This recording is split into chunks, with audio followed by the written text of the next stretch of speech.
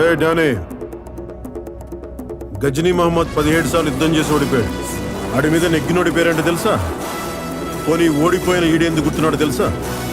ఎందుకంటే వాడికి యుద్ధం అంటే భయం లేదు, గెలవడం ఓటంతో సంబంధం లేదు. Maybe same to same. నువ్వు పీకే నేను ములుస్తా, నువ్వు తొక్కే నేను లేస్తా, నువ్వు తీస్తే నేను మళ్ళీ వస్తా.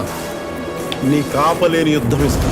ఇంతింతై వటుడింతై నభో వీధిపై నంతై తోయిద మండలాగ్రమణకంతై వామనవతారాన్ని చూపిస్తుంది జనసేన. కులాల కుళ్ళు కడిగేయడానికి వచ్చాడైనా, మతాల పొత్తు వదిలించడానికి వచ్చాడైనా, వర్గ వైషమ్యాలను రూపుమాపడానికి వచ్చాడైనా, ప్రాంతీయ విద్వేషాలను రూపుమాపడానికి వచ్చాడైనా.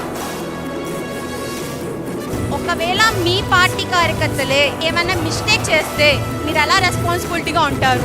నాకు తప్పు చేస్తే నన్ను నేనే క్షమించుకున్నాను, బయట వాళ్ళ క్షమిస్తాను. జగన్ ఒక్క సీటు గెలిస్తేనే రాత్రికి రాత్రి నోట్లేసావు. జనసేన 24 సీట్లతో ఏం చేయగలరో మీరు ఊహించుకోగలరా?